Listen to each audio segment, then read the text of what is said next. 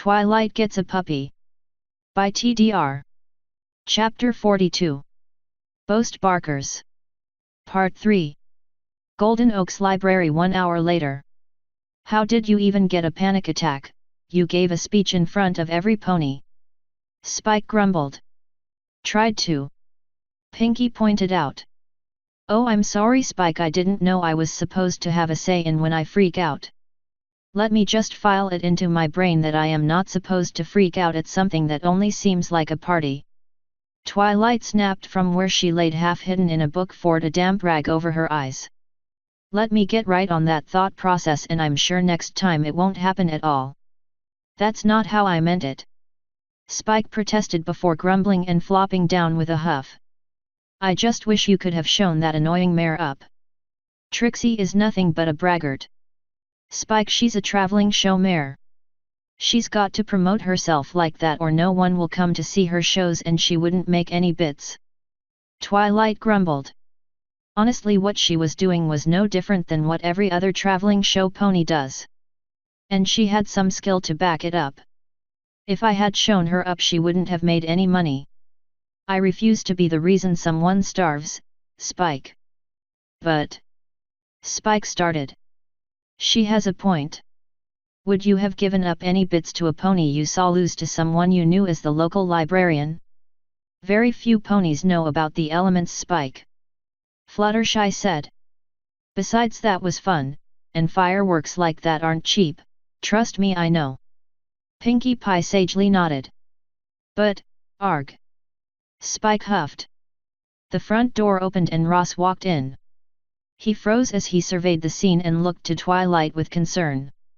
Woof. Yes, another one. Twilight grumbled. Bark. Mild. A2 at best. Spike offered dismissively. I know I had been doing pretty good, but it started to get too much like a party atmosphere and my usual point of stability in crowds vanished on me. Twilight snapped. Ross winced. Muur. Had to buy a rose? For Trixie? Pinkie Pie asked curiously. I didn't think she was that impressive. Ross rolled his eyes. Grrrrrrrr. Really? The whole family went to see that play? Twilight asked, brightening up a bit.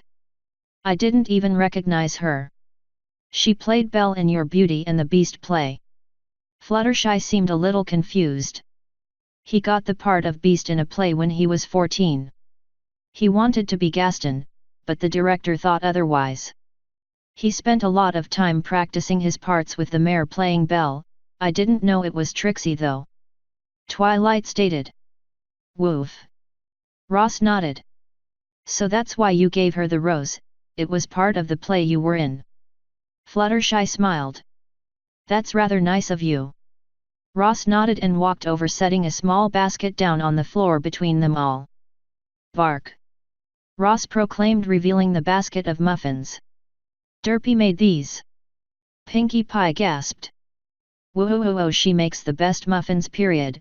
She won't tell anyone the recipe either. That was very nice of her. I guess she saw me lose it, hey. Twilight sighed as Ross shrugged. Woof. Just said they were a gift, hey. Fluttershy smiled. She is a very nice mare. Ooh, these are good. You want one, Spike? Twilight asked around a mouthful of blueberry muffin. No. I'm going out, Spike snorted, standing up and storming off. Woof. I don't care how late it is and I'll take as long as I want. Spike growled, storming off. Ross blinked, looking to the others. He's mad that I didn't try to beat Trixie. He doesn't seem to grasp all that bragging is part of her job. Twilight commented, showing Pinkie and Fluttershy why Ross was considered the one with the best table manners. Ross crossed his arms and sighed. Woof. Yeah, I guess I'll be okay. I take it you want to say hello to her when she's not on stage. Twilight smirked as Ross nodded. Woof. Ross looked at Pinkie Pie and Fluttershy. Yeah, I'm good to stay a bit more. Pinkie Pie nodded.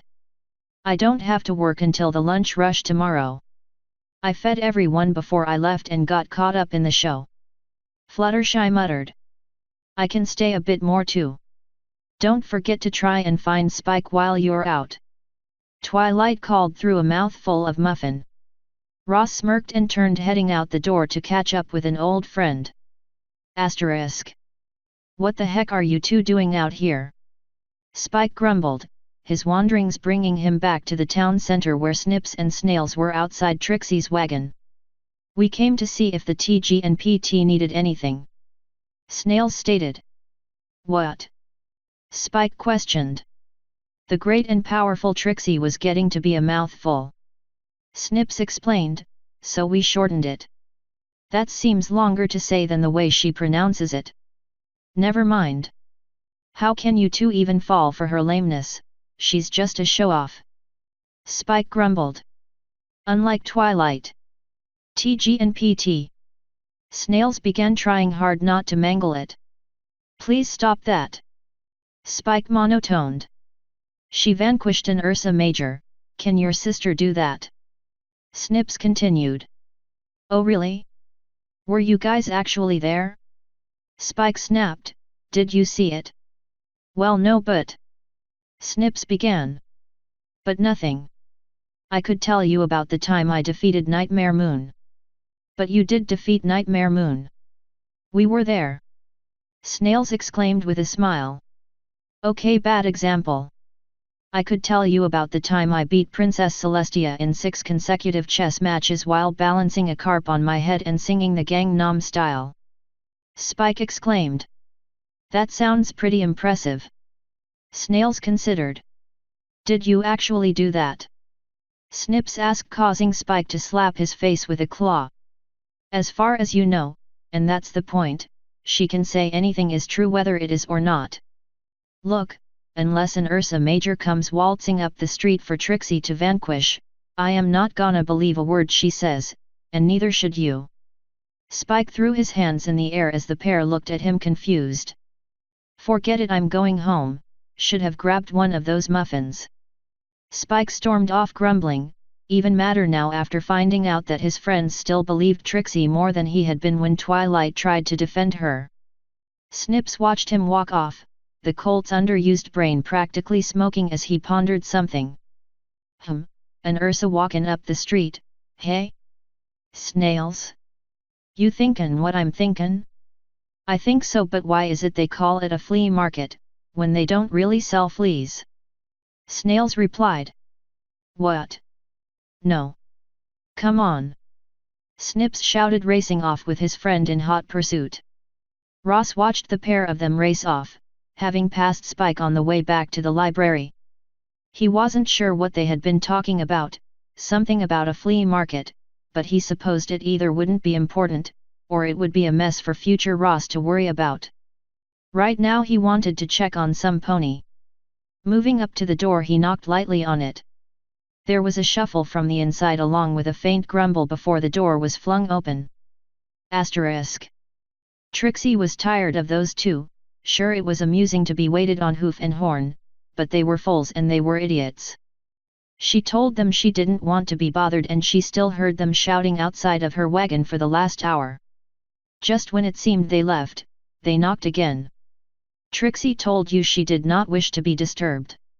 Trixie frowned, noting she was again staring at a familiar long coat and belt buckle. She rolled her eyes, looking up at the towering moon dog. We have got to stop meeting like this, Fuzzy. Ross chuckled a little, his ears flicking on his head in cant. No, you're not bothering me. Just finishing up dinner. That rose was a nice touch to add to the lentil soup. Come in, what are you even doing in this hayseedberg anyway? Trixie turned and stepped back into her wagon. Ross followed, ducking his head as he entered, noting right off the bat that the wagon was much bigger on the inside. Trixie glanced back and shook her head. Relax, I paid to have an item enchanted for the effect. Unless you eat the crystal, you shouldn't have any effect on the place. The wagon room looked like a warehouse, various supplies and repair parts for the wagon, alchemy bottles and numerous other necessities for traveling the road lay neatly placed in the room's confines, only allowing a thin passage between them to a small kitchen area with a table for one and a fold-down bed that Trixie quickly folded back up to make a little more room, though he noticed a blue plushy cat had been resting on the pillow, and smirked, recalling when she got that. One small section of the wall was covered with pictures, a few hoof-drawn, likely gifts from foals. The rest were pictures and snapshots of various places she had been. A small bookshelf under the wall was loaded with atlases, a few spell tomes, and at least one thing that Ross's eyes locked onto almost immediately. A well-worn copy of the Beauty and the Beast stage play.